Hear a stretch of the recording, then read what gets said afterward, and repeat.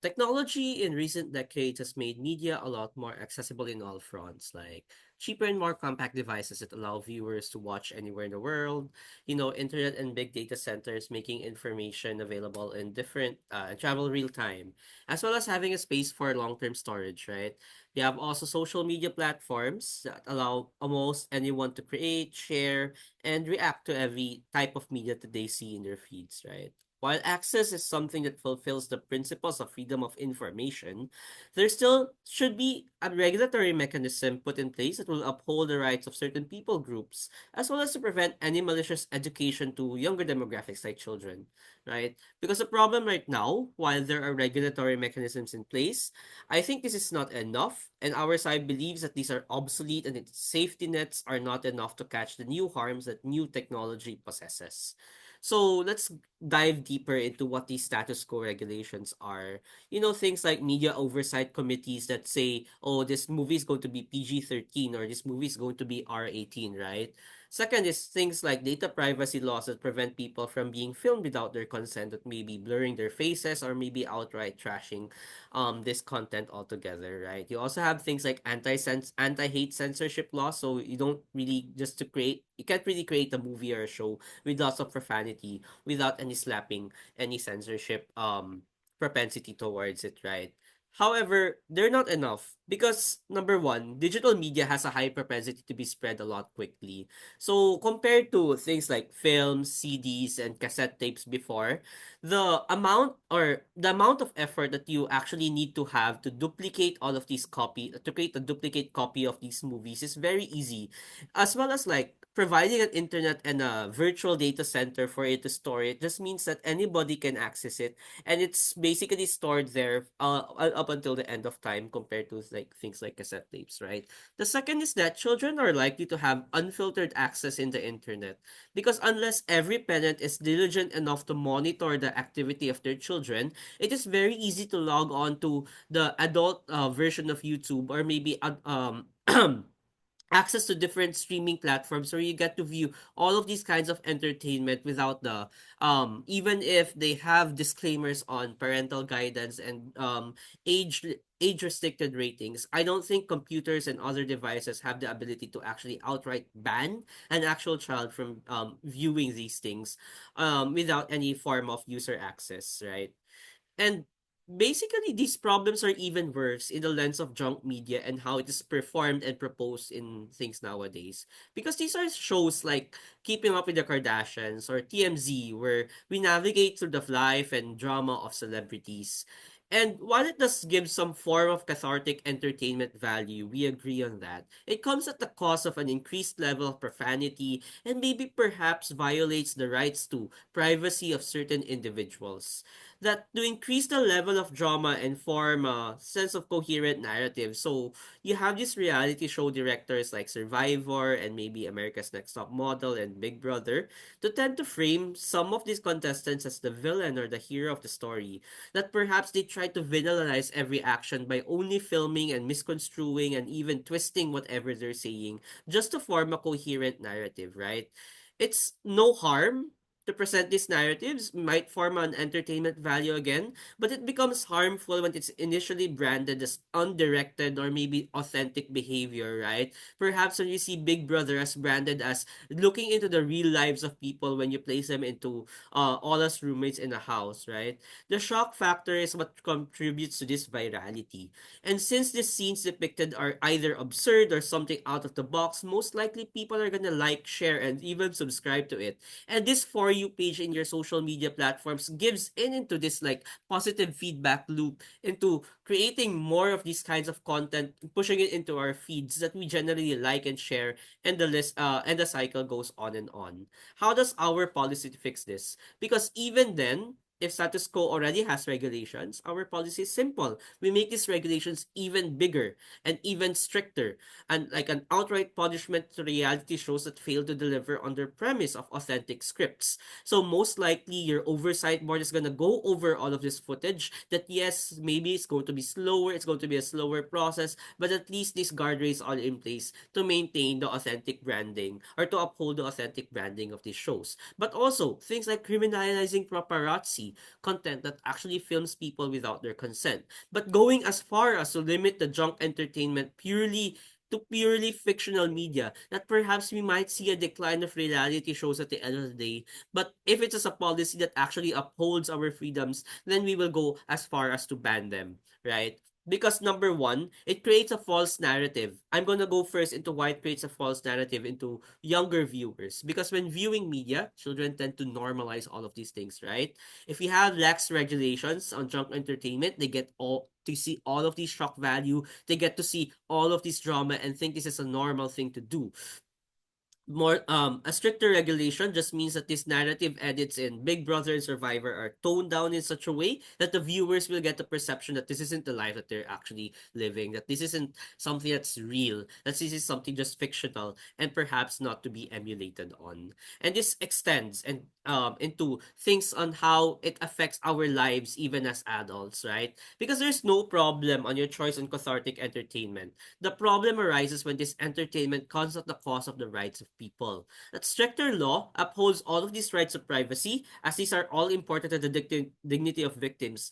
Like that, say for example, if you're branded as the villain in Big Brother, how are your job prospects in the future? How are people gonna see you? You're gonna end into things like hate crimes and maybe even uh restricted freedoms, right? And going back into why the new technology of social media plays a big role in this, because if this is all we see in our feeds, this creates a culture that normalizes all of these trauma with the same mechanisms on how children perceive the world. This is how even adults who actually use social media perceive the world at the end of the day. The opposition cannot argue how this case can be beneficial in such a way, and because the argument now is not whether or not the narrative is harmful. Yes, it can be entertaining.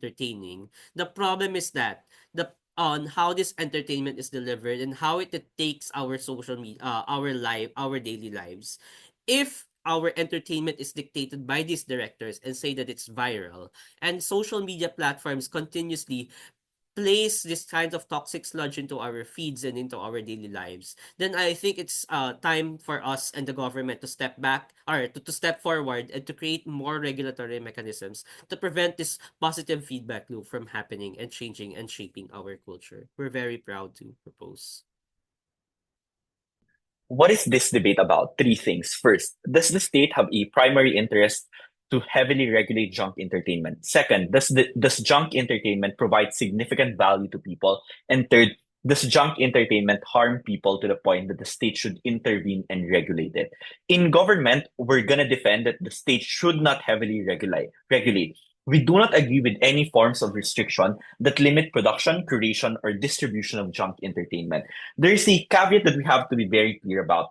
Regulations parallel to things like anti-hate speech, violence, and child protection are still going to be existent in the same way that regulatory agencies on media, in television, and um, movies are still going to be existent.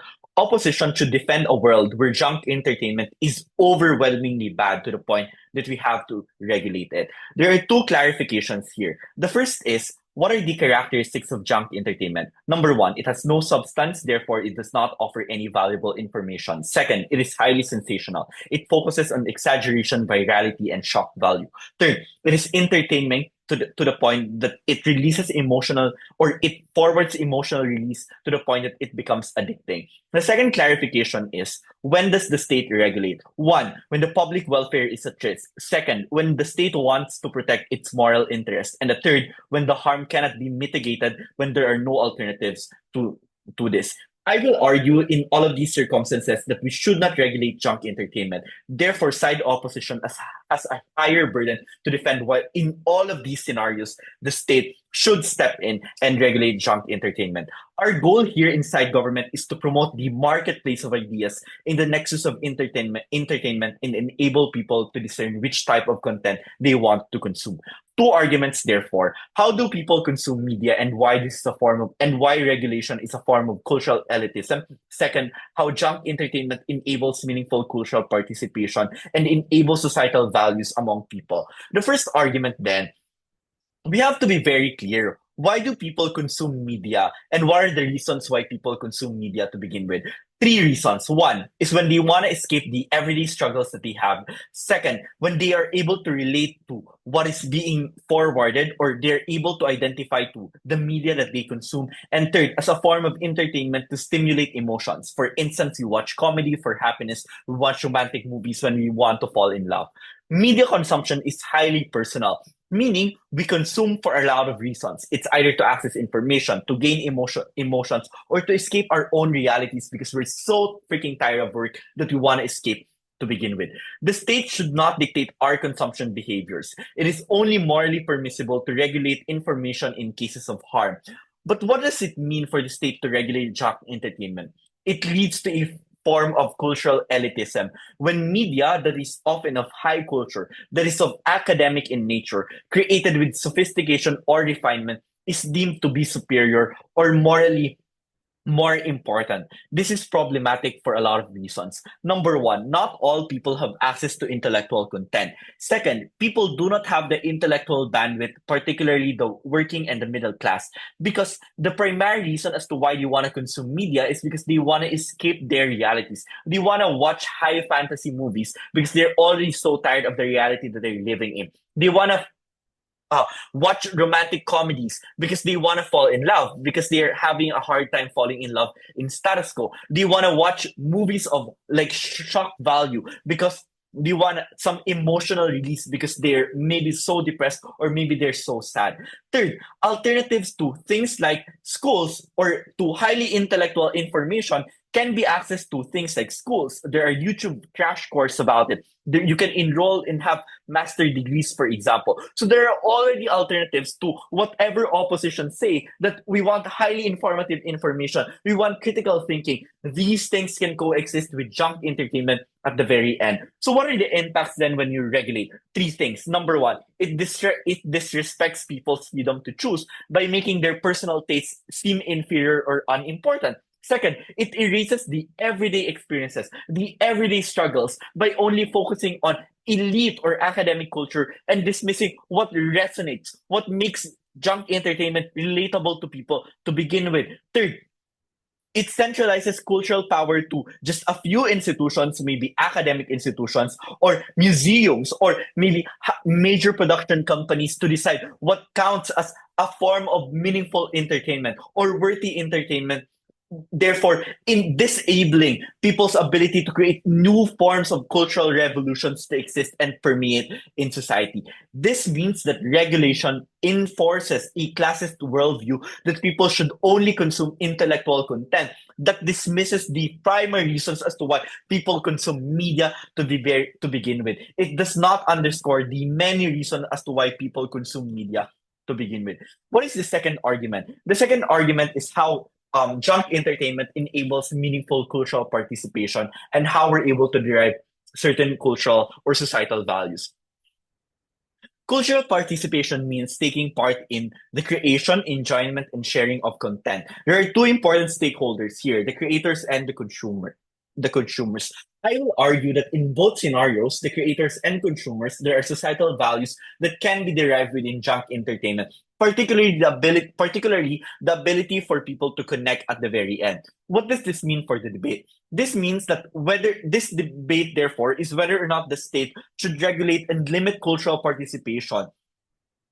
What we would argue coming from our side is that we have to recognize the emotional and the societal needs or the societal functions of junk entertainment that makes it a particular or an important stakeholder in the media ecosystem. Junk entertainment often mirrors life. It is highly chaotic. It is highly humorous. It is highly addictive. It is highly it purports shock value. Therefore, there's some level of relatability that enables individuals to watch this in the first place. Like, I don't know, like mukbang videos, for example, or keeping up with the Kardashians or other forms of junk entertainment that exist in society. What are the impacts then? One, it offers a sense of emotional relief because people are able to unwind and temporarily escape their daily stress. Second, it's a form of entertainment that also enables social bonding. It creates shared experiences that help people connect and strengthen relationships. Third, it's a form of creative expressions on the side of the producers or of the people who create these content to begin with. Therefore, there are a lot of societal values, not just intellectual in nature, that we derive from these things. I think it therefore leads to a society that is more meaningful to begin with, because there's diverse cultural forms of participation that we're able to bring people together and express themselves in a way that's relatable and that they can identify with. Therefore, I am so proud to propose.